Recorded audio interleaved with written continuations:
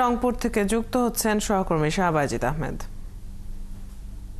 বাজিদ, তিস্তার পানি এখন বিপদসীমার কততে অবস্থান করছে, সেখানকার মানুষের দুর্ভোগের কথা আপনার প্রতিবেদন থেকে আমরা জানছিলাম। তো এর সমাধান নিয়ে এখানকার মানুষের দাবিগুলো বিস্তারিত বলবেন। আমি এই মুহূর্তে রংপুরের যে তিস্তা, সেই তিস্তার পাশে আছি। আসলে পানি কিন্তু নেমে গেছে।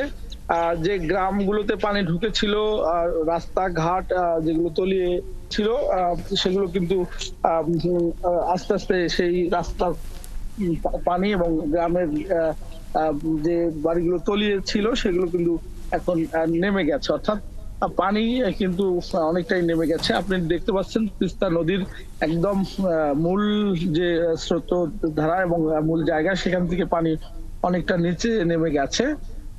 এখানে দ্বীপচর এবং বিভিন্ন চরগুলোতে কিন্তু জলাবদ্ধতা ছিল, সেগুলো কিছুটা জলাবদ্ধতা আছে। নিচু কিছু এলাকা প্লাবিত আছে, তবে বেশিরভাগ জায়গা থেকে পানি কিন্তু নেমে গেছে। আপনি নিশ্চয় জানেন এই তিস্তা প্রতি বছরই ভাঙনের মুখে পড়ে এখানকার মানুষ, এবং বর্ষায় আকস্মিক বন্যা দেখা দেয় এবং এক বর্ষায় বা এক মৌসুমে 4বার থেকে 5বার বন্যা দেখা দেয়। এবং এখানে এই তিস্তা একসময় এই জীবন রেখা তিস্তা এখন কিন্তু মরণ দশায় পরিণত হয়েছে। দশকের পর দশক ধরে এই অঞ্চলের মানুষ এই তিস্তা সহ আশেপাশের যে নদ নদীগুলো রয়েছে, সেই নদ নদীগুলোর পানির কারণে তারা কিন্তু এখানে ক্ষতিগ্রস্ত হচ্ছে। আপনাকে জানিয়ে রাখি যে আগের যে সরকার ছিল, সেই সরকারের নতজানু পররাষ্ট্রনীতির কারণে তিস্তা ইস্যুটি দীর্ঘদিন থেকে ঝুলে আছে। পার্শ্ববর্তী দেশ ভারত কখনোই তারা আন্তরিক হয়নি।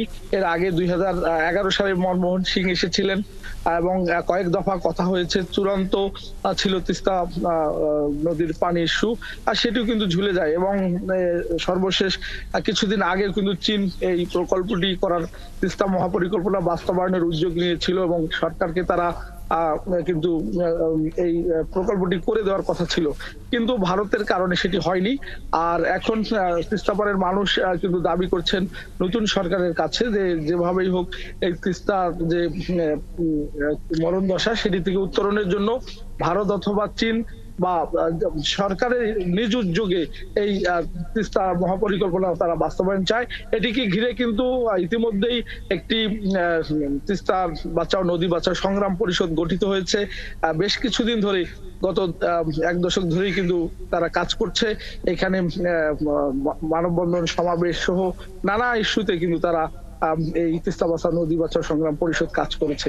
আমি যে জায়গাটিতে দাঁড়িয়ে আছি, আমার ঠিক ডানে যে চর ইসলি এবং এখানে বেশ কয়েকটি এলাকা আছে, প্রতি বছর বর্ষা মৌসুম বা অন্য সময় আকস্মিক পাহাড়ি ঢল, সেই উজানে থেকে নেমে আসা ঢলে কিন্তু এইসব এলাকা তলিয়ে যায়।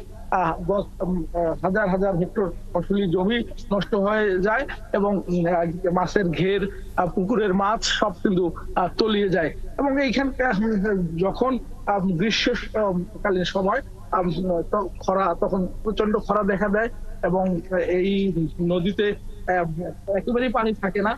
সে কারণেই মূলত এই তিস্তা মানুষের জন্য কোনো উপকারই আসে না। যদি বাজিদ, আপনার কাছ থেকে আমরা শুনছিলাম সেখানকার মানুষের দুর্ভোগ এবং এই সমস্যার সমাধানের যে বিভিন্ন দাবি। দর্শক, সহকর্মী শাহবাজিদ আহমেদ যুক্ত ছিলেন এতক্ষণ আমাদের সাথে।